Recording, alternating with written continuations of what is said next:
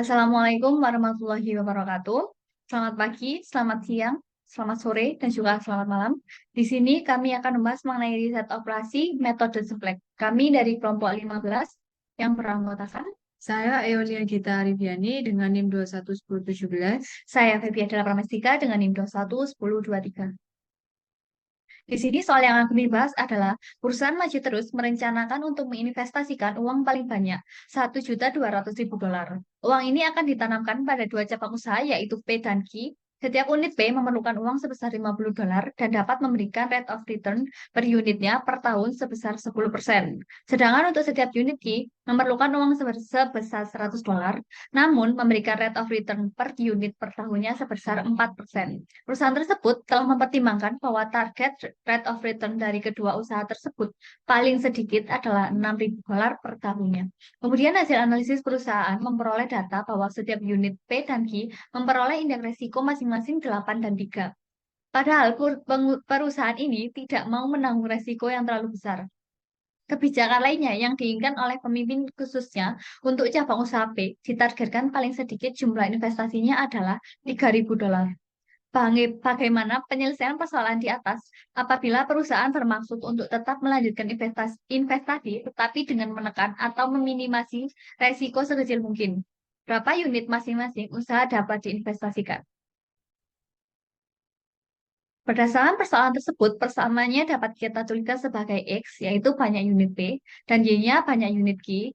Fungsi tujuannya ialah Z sama dengan 8X plus 3Y. Adapun fungsi kendalanya adalah 50X plus 100Y kurang dari sama dengan 1.200.000. 50X lebih besar dari sama dengan 3.000. 50X plus 4Y lebih besar dari sama dengan 6.000. Dan X, Y lebih besar dari sama dengan 0. Dari persamaan tersebut, kita ubah menjadi bentuk standar, yaitu dengan menambahkan menggunakan slack dan surplus. Di sini kita dapatkan X sama dengan banyaknya unit P dan Y banyak unit Y. Fungsi kendalanya ialah 50X plus 100Y plus S1 sama dengan 1.200.000. 50X minus S2 sama dengan 3.000 dan 5X plus 4Y minus S3 sama dengan 6.000. Sehingga fungsi tujuannya diperbarui dan mendapatkan Z sama dengan 8X plus 3Y plus 0,S1 minus 0,S2 minus 0,S3. Hanya dari persamaan tersebut kita buat menjadi tabel awalnya, yaitu di mana isi dari tabelnya ialah S, Y, S1, S2, dan juga S3. Di mana isinya 50, 50, 50. Dengan CC-nya yaitu koefisiennya adalah 8. Y-nya 100, 0, dan 4. Dengan koefisiennya yaitu 3. S1-nya 1, 0, 0, 1. Dengan koefisien plus 0. S2-nya 0, minus 1, dan 0. Dengan koefisien minus 0. S3-nya 0, 0, minus 1. Dengan koefisien minus 0. RHS-nya kita isi hasil kanannya dari persamaan tadi, yaitu 1.200.000, 3.000, dan 6.000. Berdasarkan tabel tersebut, kita cari basisnya. Di sini kita hanya menemukan satu basis, sementara seharusnya kita memiliki tiga basis. Jadi karena itu kita memerlukan bantuan variabel tambahan, variabel bantuan, yaitu menggunakan R1 dan juga R2. Di sini kita sudah tambahkan R1, R2 dengan R1, R2-nya karena kita ingin dia sebagai basis, maka kita berikan 010 dan juga 001. Sehingga kita memiliki basisnya adalah S1, R1, dan juga R2. Kemudian dari basis tersebut, kita isikan CB-nya, yaitu di mana S1, koefisiennya tadi 0, dan juga R1 dan R2, koefisiennya adalah M. Dari hasil tersebut, kita cari ZC minus CC-nya untuk mengecek apakah tabel ini optimal atau tidak. Sehingga di sini kita untuk mencari ZC dan CC-nya kita menggunakan 0 dikali 50. Di sini 0 dari CB, 50 dari isinya X, ditambahkan M dikali 50, ditambahkan dengan M dikali 5. Hasilnya 55M, kita minuskan dengan CC di atas, sehingga 55M minus 8. Untuk Y sendiri, kita kalikan 0 dikalikan 100, kemudian 0 dikali M, kemudian 4 dikali M, sehingga mendapatkan 4M, kita minuskan dengan 3 di sini, sehingga menjadi 4M minus 3. Kemudian untuk S1 dengan cara yang sama, kita di sini menghasilkan 0. Kemudian untuk S2 dengan cara yang sama, kita menghasilkan minus M. Kemudian S3-nya menghasilkan minus M, R1-nya 0, dan R2-nya 0. Karena persoalan tadi adalah meminimalisir, sehingga harusnya hasil ZC minus CC-nya adalah minus. Di sini kita mempunyai dua hasil positif, yaitu 55M-8 dan juga 4M-3. Artinya di sini belum optimal. Karena belum optimal, maka kita di sini akan memilih pivot kolom, yaitu dengan mencari nilai positif terbesarnya, yaitu di sini pada kolom X. Menggunakan hasil kolom tersebut, kita mencari nilai rasio, yaitu dengan menggunakan RHS dibagi dengan pivot kolom di mana X. Jadi rasionya ialah RHS dibagi X.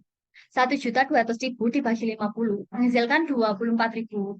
Kemudian 3.000 dibagi 50 menghasilkan 60. Dan 6.000 dibagi 5 menghasilkan 1.200. Berdasarkan rasio tersebut, kita mencari nilai dari pivot barisnya, yaitu dengan nilai positif terkecil. Di sini kita dapatkan R1. Berdasarkan hasil pivot ini, nanti kita akan melakukan OBE sehingga X1 menjadi nilai basis, yaitu basis kedua, sehingga X1 harus menjadi nilai 0, 1, 0. Untuk selanjutnya akan dijelaskan oleh teman saya. Selanjutnya dari tabel sebelumnya dilakukan OBE, di mana OBE-nya di sini akan menghasilkan nilai X-nya itu 0, 1, 0. OB yang kita gunakan yaitu pada baris pertama yaitu B1 min 50 B2, baris kedua itu 1/50 B2, baris ketiga yaitu B3 min 5 B2. Di mana yang kita kerjakan dulu yaitu baris kedua, lalu baris pertama, dan selanjutnya baris ketiga. Dari OBE tersebut dihasilkan elemen dari tabel ini yaitu X010, Y104, S1 100, S2 1 min 1/50, 1/10, S3 00 min 1, R1 min 1, 1/50 min 1/10, R2 001. Dari elemen-elemen tersebut didapatkan basisnya itu baris pertama S1, X, dan R2, di mana dapat diisikan CB-nya yaitu 0, 8, dan M. Setelah mengisikan CB-nya, kita akan menghitung CJ min CC-nya, yaitu pada kolom X, 0 dikali 0, ditambah 8 dikali 1, ditambah M dikali 0. Hasilnya dikurangi 8, hasilnya 0. Begitu dengan kolom Y, yaitu 0 dikali 100, 8 dikali 0, dikali 0, ditambah M dikali 4 dikurangi 3, yang menghasilkan 4M min 3. Dengan cara yang sama, kolom S1 akan menghasilkan 0, kolom S2 menghasilkan min 8/50 min M per 10, kolom S3 menghasilkan min M, kolom R1 menghasilkan 8/50 min 11 M per 10, kolom R2 menghasilkan 0. Dari ZC min CC-nya ini dapat dilihat bahwa tabelnya belum optimal karena masih ada nilai yang positif. Sehingga nilai yang positif itu yaitu 4M-3 dijadikan sebagai kolom pivot. Selanjutnya itu kita menghitung rasionya yang dihitung dari RHS min dibagi kolom dari pivot yang dipilih, yaitu 1.197.000 dibagi 100 menghasilkan 11.700. Kolom kedua itu 60 dibagi 0 yang tak hingga, maka di sini kita tidak mengisikan. Pada baris yang ketiga itu 5.700 dibagi 4 menghasilkan 1.425. Dari rasio ini kita ambil positif terkecilnya yaitu R2. Karena tabelnya belum optimal, kita optimalkan lagi dengan menggunakan OBE. Next. Dengan cara yang sama, kita OB-kan dengan OB-nya yaitu baris pertama B1 min 100 B3 dan baris ketiga 1/4 B3. Di mana hasil dari OB ini menghasilkan elemen-elemen di dalam tabel yaitu X010, Y-nya 001, S1-nya 100, S2-nya min 3/2 min 1/50, 1/40, S3-nya 250 min 1/4, R1-nya 3/2, 1/50, min 1/40, dan R2-nya min 25, 0, dan 1/4. Dari elemen ini didapatkan basisnya yaitu S1 X dan Y, di mana CB-nya yaitu 0, 8, dan 3.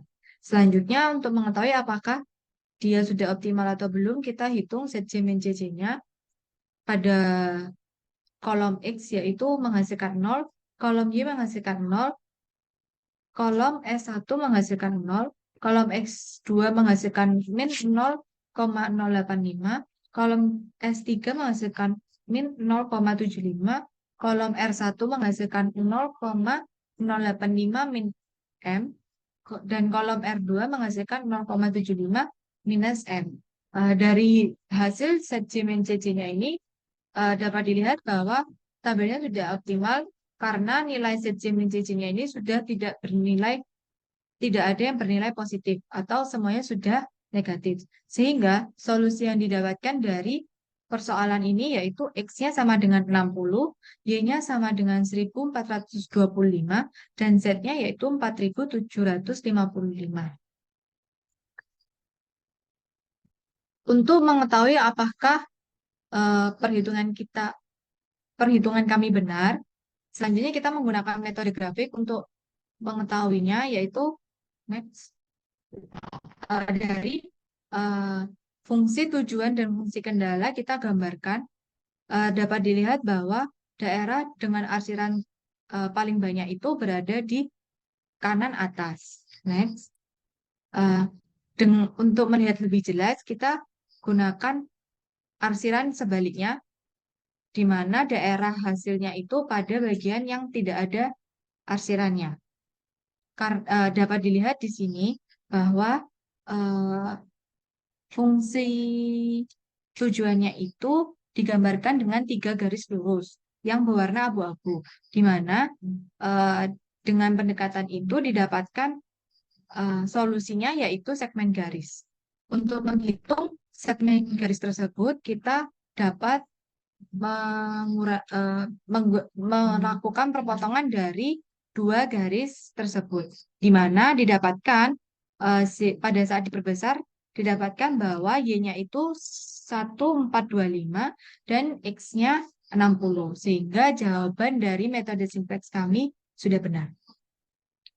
Sebelumnya kami mohon maaf untuk terdapat kesalahan pada tabel sebelumnya, di mana iterasi kedua antara rasio, di mana RHS-nya kan antara 1.197.000 dibagi 100, di mana di sini harusnya menghasilkan 11.970. Di sini kita tuliskan sebagai 11.700. Tapi untuk hasil selanjutnya tetap sama, di mana pivot yang diambil adalah garis ketiga, yaitu R2. Sekian dari kami. Apabila ada salah kata, mohon maaf yang sebesar-besarnya, dan semoga penjelasan kami dapat dipahami. Sekian dan terima kasih. Wassalamualaikum warahmatullahi wabarakatuh.